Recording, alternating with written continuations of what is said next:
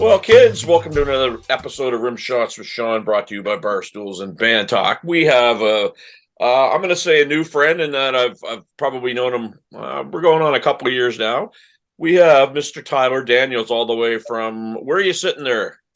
My living room, actually. I got the Star Wars posters behind me. Got to show that stuff Nice. off. The The nerdery. second interview today that I did, that there was stuff behind, so that's very cool when you can have that. It livens it up as opposed to just a wall. Yeah, I was like, I can't do this in my car. I got to run upstairs. Yeah. Well, that can happen. So things are going. No, it's not Thursday. Tonight is a Wednesday. But you guys, for the last number of months, have been doing the Thursday night jam at Monty's. Yourself and Jesse Patrick. And I'll mention that you guys are part of Daniels and Patrick, the duo. Tell us about the jam and how it's been going. The jam we haven't done since a little bit before Christmas there, but that will start up a little bit. I think we're probably going to start up again mid-February when we come back from Memphis and Nashville there. And yeah, me and Jesse, Patrick and Daniels actually. Gotta get it right. That's right. Got to have his name first, the boss man. That's right. We'll be hearing we'll be hearing from the Singers Federation if I don't get that proper. Yeah, but yeah, we should be. Yeah, hopefully we can get that started back up as soon as we get back there. We just kind of we got the big the tour coming up in Memphis and Nashville. So we'll talk about that in a second, because I've kind of not been part, but I've kind of seen some things that have been leading up to that. But in terms of the Patrick and Daniels conglomerate, I mean, you guys are listed as a duo, but I've seen you guys do everything kind of from an acoustic set with two of you to a trio set with maybe Robert Campbell to, a full-on band. I guess what's the overall vision that you guys are looking to accomplish with what you're doing? I think we're definitely going to be mostly pushing the Patrick and Daniels band. We were doing the Brothers in Groove thing, obviously, with us mostly doing the Thursday night at Monty's thing. But that's because we have two other frontmen we got to deal with Mr. Robert Campbell and Derek Kolsch there. So yeah, but Patrick and Daniels definitely is going to be the main focus going forward, and we still love those guys and want to do that, but. Yeah, Patrick Daniels band all the way. We got that show coming up at the Carlton in January 20th. So right, and great venue for anybody that hasn't been there. It's you'll know you've played that stage before, correct? Yeah, a couple times. Yep. Yeah. So it's a great intimate little room. I've played the room. I've been at a show. It doesn't have your typical downtown bar feel. It almost has a Vegas-y type feel to it, right? It's a sit-down sort of thing. Everybody's respectful. Yeah. Great sound for the size of the room. Great stage for the size of the room. Yeah, it's my favorite place to play for sure. I mean, no offense to all the other venues, but I love the Carlton. And everybody's got to have what they call home ice. Like my buddy Sean Burt likes Lower Deck Clayton Park. I love Monty's. It's just been 2 years of having some great fun there. But you got to be comfortable, and you got to have your favorite. I mean, it's just everybody says, the big guys like Madison Square Gardens or whatever, right? So no, I'm sure I'll love that more too, but yeah. Baby steps. And there's nothing quite like playing on a stage like that when you're playing in front of a lot of people. So you guys, you made a comment to me, I don't know, maybe it was a month before Christmas. You said, yeah, we're going to take the plunge and be a cover band. Is that still in the works? Is that going to be like another sort of thing that you guys are going to do? That's going to be more of the Brothers in Groove thing. We're definitely going to be like if we ever get a corporate gig and they want more of a funky type band coming and not just the typical bar band playing the top 40 stuff. We're still going to do the top 40 stuff, but I don't know if you've heard of the Scary Pockets. I've heard of them. I haven't seen them. Okay, yeah. So they just funk up top 40s hits. It was basically what we want to do. So you still get those tunes, but we don't have to play them and get bored. Yeah. And I mean, it's one of those things where if you're going to do music full time and you're going to do original music full time, you got to take that sacred oath of poverty until you do stuff, because it's a tough grind. Well, I've been through it, and I play the cover circuit as well. And, there's some money to be made out there. Now, you kind of sometimes, I don't personally feel that way, but sometimes some people feel like they're selling their soul because it's something that they don't want to do. No, I think, but I think if you like doing both, do both. Like me and Jesse do both. Like we have our originals, and Jesse writes amazing songs. So and the covers that we do are really good. Like we do our own version of them. So yeah, it's almost like and given a huge shout out to Jesse Patrick there, he writes amazing songs. So it's almost seamless. Like doesn't feel like you're listening to a cover song or an original song. Rather, his songs are so good. So that's Um, been the nice thing about working with him. So. Jackie Smith said something a while back, and I'm kind of like, you know what? It made me think. Playing originals, you're playing your own stuff. You got to be creative, come up with your own parts and your own songs and what have you. Playing covers, believe it or not, takes it to a little bit of a different genre because you're not just doing um, Daniels and Patrick or Patrick and Daniels. You're doing Stevie Wonder. You're doing Iron Yeah, Maiden. You're doing it. You got to basically be able to jam everything into one show. yeah, and I definitely love all that stuff. I mean, we don't really do the Iron Maiden stuff, but but I would love to.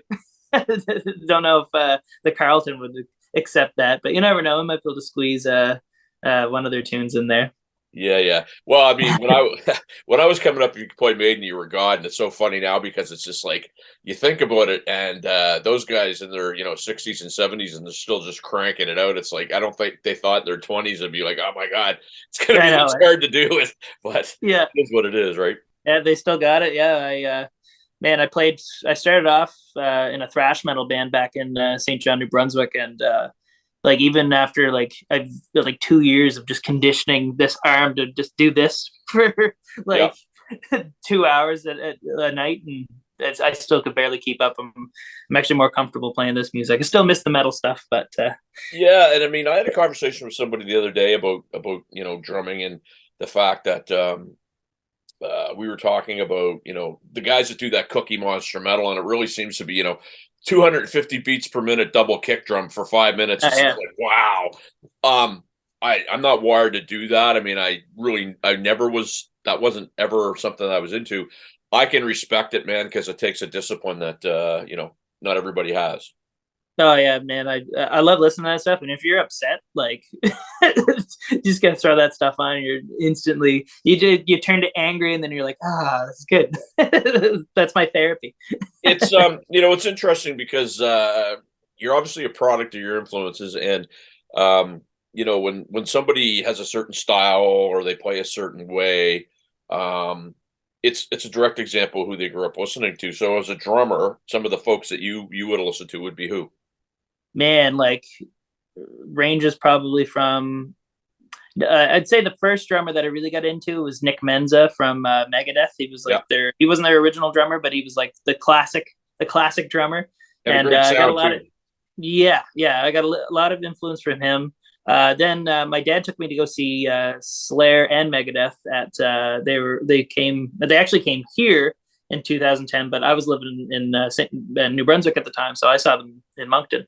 But I saw Dave Lombardo. I was like, wow, Yeah, yeah. that's a whole other level. And yeah, that was a main focus of mine was the thrash metal drumming and wanting to sound like him mostly. But then my mom's like, "Hey, listen to this and listen to this," and it was like I listened to Fleetwood Mac or I'd say Don Henley is probably the biggest influence now as far as me singing and playing the drums at the same time. But and he's Don Henley. I mean, come on. It's funny. He's a guy that I always reference as people go, oh well, he doesn't do a lot, but try playing a Don Henley song and sounding like Don Henley. Yeah, And I think it's because of the fact that he sings and he's such a good singer that it influences the way that he plays.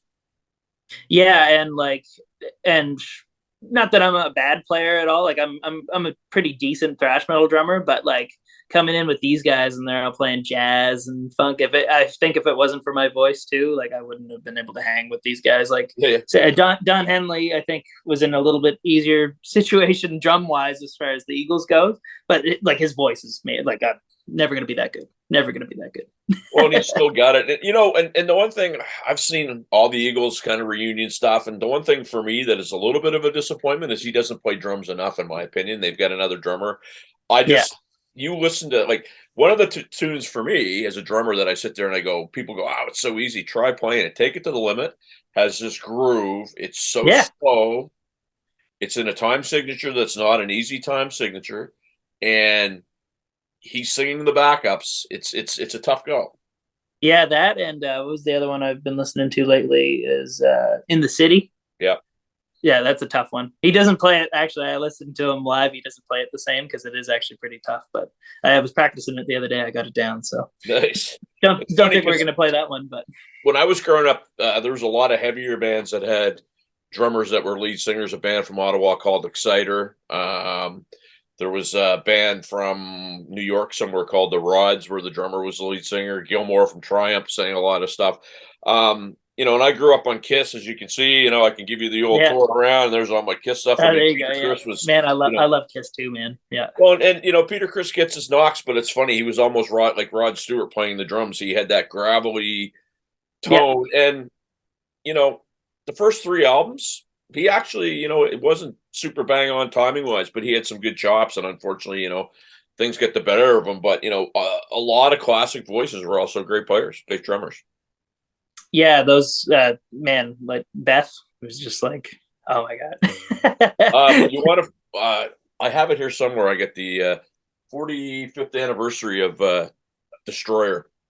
And I Oh, started awesome. reading it, and they're talking about the production. And Bob Ezrin, who had produced The Wall by Pink Floyd, Yeah. got them in a room, and for 3 or 4 months before they even did a thing of recording, he had them in the classroom, basically telling them, "You're crappy musicians, and I'm going to teach you how to play." And you No, know, yeah.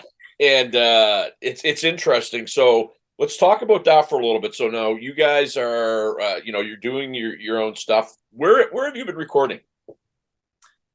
We recorded most. So actually, well, this album we recorded in Cape Breton with Mark Howard. The new album's coming out called Good Vibes. Yeah, so we haven't. I think our main studio though that Jesse's been using around here has been Compact Audio. And then Jimmy Torres has his kind of home studio, but he records out of Compact Audio and then has his own, so he can work from home as well. But yeah, Compact Audio I would say is probably our main. So give a shout out to those guys, because I'm not familiar with who are they? Compact Audio is what's his name? Eddie Merrimack. What's his Oh, Eddie drummer? Fisher. Okay. Eddie Fisher. Yeah, it's his studio there. So he he actually just lives. I can't remember the address off the top of my head, but he's just literally like 5 minutes from me, which is great. And Like Eddie just, knows I'm his gonna stuff. go record a drum track.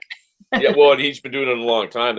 It's funny. I always like when I'm playing either live or being recorded and a drummer's doing it.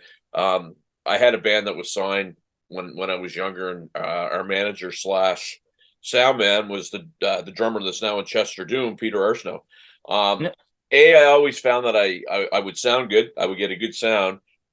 If I was playing well, nothing would be said. If I was playing crappy, a lot would be said. But I found that it was a nice element of coaching in there as well. Yeah, it's kind of like being at work. They never say anything when you're doing good. Right. And it should. Yeah, Because it's somebody that needs to be positively affirmed all the time. Yeah, that's me. No, it's not. yeah. But anyway, Oh, um, definitely me. I want to hit you something, then we'll move on. But it's funny, right? Because I talk to a lot of people that and I'm doing it right now, and you're doing it. The arms crossed. You can tell the musicians when they're in the audience because the arms are crossed. First show that I did with Side Hustle, we had about 200 people at Monty's, and a friend of mine comes up a couple minutes before, and there's 10 drummers in the audience. What are you gonna Yeah, do? And I'm like, all I could think of was, I got their $10. They can leave her anytime they want. That was my thing of, I don't care who's in the audience. I truly don't. I play for myself. If you like me, great. If you don't, that's fine too. Do you have any nervousness or anxiety before you go on the show? the only person I will say that I mean, besides like yourself when you're in the audience and stuff, but just because I'm not like this kind of style of drumming isn't really my bag. Like I've mostly just learned it to so we didn't have to pay Yeah, to yeah. pay somebody else to do it, and because I sing, so that kind of makes up for it. But like Alex Burchett, whenever he's in the crowd, Paul Burchett's son, I'm like, damn, 18 years old and he drums like that, man. It's insane. Yeah, he's a But beautiful player. There's no question. But here's the thing I'll tell you about me, just so you know. I've always had a thing where if I'm in the audience watching somebody drinking a beer and they're on stage, then I'm on the audience drinking a beer and they're on stage, meaning I don't have any right. other than to be supportive because they're up there doing it. And I've never been one. I mean, I like what I like, and maybe I'm hearing some stuff and I'm going, oh, that's a lot, but I would never, shit on somebody. I would never. It Oh, doesn't no. make a whole lot of sense. It's hard enough for somebody to be up there playing. They don't need somebody in the crowd that thinks Yeah. they're better. Yeah. And I find some of the young guys like yourself, like Alex, or some other young guys. I don't know if you know Matt Muse, but Matt Muse is the same way. Yep. I find I get most of the ribbing if I get any from older guys. Oh, yeah. And it's Oh, kind I of like, definitely. look, guys, like I don't want to sound like a jerk, but let's kind of put what we've both done up on side by side, and see who comes out on top. I mean, I've done a lot. Not to toot my own horn. You guys are Yeah. building that resume, so you can get Yeah. comfortable and not have to worry about it. Yeah, I definitely playing in the Brothers in Groove there. I definitely get some looks from Robert Campbell and Derek, thinking that wasn't quite on. I was like, I know, and I always laugh. I laugh it off. I'm like, it's Sure. okay, guys, we're back. Well, that's how you learn, though, right? I mean, I was at what's that show? Anyway, there's a place in Micmac Mall that has all the T-shirts, and there's a Bob Ross. Remember the painter, Bob Ross, Yeah, I got two of those. big hair. There's no mistakes. There's just happy accidents. Yeah, that's what Words my to live parents say about me. by. Well, there you go. But yeah, hey man, it's you hear everybody hits clams. I don't care who you are. That's the beauty Oh of yeah. music. It's never perfect, right? No, and I have to remind myself that sometimes, I have a beer and I'm good, and then I just tell myself, hey man, you're singing, it's good, you're killing it. Okay, cool. Well, and hats off to you for that because I never did lead. I used to do some backups. I have a terrible problem when I play. I hum when I play, and Oh yeah. so I'm doing fills or whatever, and it's just something that what's that noise? Oh, it's me. So I've kind of taken the mic away from myself, right? So to be able to sing and play, I think is especially drums where you got to do four things all at once and still have your voice going is very tough. Yeah, it's been different because I've always just done one or the other. I've never, like, in the last 2 years, actually not even like the year and a half, I've been really just giving it for that, right? So I'm like, I know what I know for drums. Let's see what I can do vocally, right? So Yeah. and so far so good. No complaints anyway. You're doing great, man. And I guess the last thing that as far as that goes is that you're always learning. Everybody's always learning, and I think that if you're not asking people what they're doing or what they're using for gear, or you're kind of shortchanging yourself. You're not really. It's not a slight on the person that's playing. It's kind of yourself being selfish, thinking that you know it all. Yeah, no, I definitely do not know it all. Well, it's funny because a guy that I know got up and played with me a while back, and I sent him a text, and the next day he subbed in for a couple tunes. He said, "Great work, worst I ever played." I'm like, "What do you mean, worst I ever played?" And I'm like, "Okay." And I was just like, and he's like, "Well, what do you do when you play bad?" I said, "I can play great, and I can play terrible. I can do it in 8 bars. And what I do is I shake it off because once it's done, it's done." Yeah. The whole this thing here, the cell phone, it doesn't leave any room for caring about mistakes anymore because the good stuff is rarely ever recorded and the bad stuff is always there forever. Yeah, exactly, right. Right. Yeah. So I'm going to save your Memphis thing for the next segment. Other than you guys participated in that, I guess it was a contest. Is that safe to say? The International Blues Challenge. Yeah. Right on. And so that went on. So I really didn't hear about it until they had, I think it was a show at the Micmac AAC.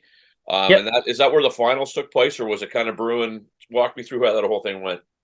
So that was yeah, so it was, I guess Jesse was just like, one day he was just like, hey, we're gonna do this International Blues Challenge. So I was like, okay, cool, we got to learn some blues tunes. And yeah, it was just like the one competition there. Like there was a solo duo category and then a band category, and I think that there was 5 people in the solo duo category. We were the only duo, and yeah, just wasn't bluesy enough, but definitely going to come back next year and give her a go, and hopefully get down there for free next time. Well, so and we'll talk about that because I was at the fundraiser that they did. Was it for one or two of the performers that were trying to raise some money to get down there? Yeah, so they're raising money for the solo winner and the band winner. Yeah. Right on. And from what I understand, that was it went quite well, and they got a little bit of money and to get down there. It's funny because you win, but then you still have to get your butt down there some way somehow, right? Yeah, well, I think most of it's covered as far as I know. I think at least John told me that a lot of it, he had a lot of fundraising going down, so most of the stuff is covered. But we didn't win, so we didn't get anything. We got to pay for it all. So yeah. Well, but it's funny. So with you guys, and knowing Jesse the way that I do him, and obviously you know him a lot more, but he's a guy who from I guess the era before I started to play was Jackie Smith and Maurice O'Coin. Those are the guys that were playing before I got out. And Yep. I would still say Maurice maybe more than Jackie, the whole shameless self-promotion thing. I'm in that kind of category too. Jesse, I see you put stuff out there, but Jesse promotes himself like crazy. No, And I get the feeling, and trust me, correct me if I'm wrong. This is a big part of what music is first. His promotion is a hard second part of what he does. oh yeah, it's a lot about making yourself look right. So and that is a big part of the music business and wanting to make it right. So he's definitely good at that. I'm a little more like, hey, what's up? Yeah, check this out. But definitely got to get on that more. He's definitely a good influence as far as that goes. So yeah. Well, and one of the things too, I mean, and I found that because of Barstools and Bandtalk, I was forced into it. So it was just, hey, this is going to be a 5-week thing because everything's shut down. And as soon as we're playing again, I'm off doing my thing. And the next thing you know, it's growing legs. And so I'm forced to do it. And so I had to kind of learn. I wouldn't have called myself a social media anything. I mean, I wasn't on Facebook until 2.5 years ago. Yeah. Then all of a sudden, it's going crazy. But how much time do you guys spend on your promotion and your social media in the run of a week? Probably now every day for the most part. Like whether if we're not posting, we're working on, hey, we got to get this out tomorrow, or we got to just, especially with the album coming out now, right? So it's just been nonstop. It's a lot, especially with a job on top of it, right? But you're like, well, that's the thing, and people don't realize that there's this funny little thing where why am I going to pay a band $500? You play a wedding and they rent the hall and they rent the caterer and they get the tuxedos and they get the dress and they get this, that, and the other thing, and they come to you and say, I got $200. Well, I can't do that. Well, this band will do it. Why are you paying this money for an entertainer for a show? And it's not the show, it's all the work that goes into the show, and it's the years of learning how to play and put your package together. Yeah, exactly. And Jesse knows a lot more about that stuff than I do, and I've definitely learned a lot in the last, especially the last year and a half. But yeah, that's more his bag. I'm working on taking over most of the social media and stuff now, where I know how things can be posted and all that stuff. But it's still It'll change your life, especially if you start promoting other people and you miss one of their posts because you're driving somewhere and they're lighting your phone up and it's like, sorry, I'll get to it as soon as I pull my car off the road. You know what I mean? Yeah. Your scene. So I've been around it a little bit. I'm not in it. I'm in a different scene, but I promote all the different scenes. But the scene that you guys are in, is it competitive? Is it supportive? Is it a little bit of both? I'd say it's a little bit of both, but everybody's so nice and friendly. Like everybody that we've worked with is, yeah, hey, do you want to come open for us? Or hey, do you want to come play here? Or hey, you got to check out this venue. And people like Tony Trimper and Brian Doucette are really good guys for that stuff. Brian's actually coming down with us to Memphis and Nashville, so he's been hardcore looking for all the venues we can play and stuff. And he's great, man. He's the best. Yeah, I was out to see him on Saturday there, and I was talking to him about his trip down in the whiskey. And the first thing that I asked him I said, the venue was a lot smaller than you thought it would be, right? He goes, yeah, because I was there once in '89. Yeah. But I asked him if he went around the corner and saw the Motley Crue house, and he did. Because that is, if you think about it, all the stories that you hear, you're like right there, man. And it's 75 feet from the club that they used to tear to pieces. Yeah. Yeah, that's cool, man. Yeah, he told me all about that trip. A lot of stuff I can't share on here, but Yeah. Well, hey, it's what stays in LA or what happens in LA stays in LA. yeah, exactly. So we're gonna wrap segment one here, but before we do, we'll talk a little geeky gear stuff because you and I have both been MAPEX guys. We have had an opportunity to talk drums and what have you. Yeah. You had this huge kit. You gave some of it back, but what are you currently using in your setup? So right now I got the MAPEX Armory kit. I forget the model name, but you've seen the color of it. It's like a, I don't know, turquoise or Yeah, they're beautiful. something. Yeah, but yeah, love the kit. It sounds great. And but I traded I had the monster kit. I trade half of it so I could get it's basically the same snare that Taylor Hawkins was using when he was touring live. So I saw that and I was like, wow, I got to get that. This was actually before he passed away. Actually, as soon as I bought that snare, but a couple days later he passed away. I was like, holy yeah, what? You So got the safety deposit box or something because that model could go through the roof. yeah, well that man, it probably, I would say it's like twice as much as my car. Yeah, no, and if that was That's the what one we that I do. remember, I think it was down at the Dartmouth Long and McQuaid store. It's very heavy too. Yeah, he actually ordered in a shout out to Nelson there. He actually ordered in another one. So I was like, well, at least I know I can get it if it ever goes Well, and missing. I'm going to have Nelson on the podcast because the guy is a drummer gear guru. Oh, he's amazing. I've never worked with a guy who you go to get something, he'll go, well, "What are you doing with that? Why don't you do this?" And almost without question, the one that he guides me to is less money than what I was going to pay. Yeah. Oh, he's great, man. But like he could sell a ketchup popsicle to a woman in white gloves. Like Yeah, he's yeah, awesome. absolutely. Like he like no, like barely any convincing. It was just like, oh yeah, you definitely need this snare. Everybody's got to have like an expensive snare. I'm like, you're right. You're right. I need this. You got to spend a Right lot of on. money on your main snare. Like, all right, I'm poor, but all right. So we're going to end segment one, and we'll be back for segment two after this.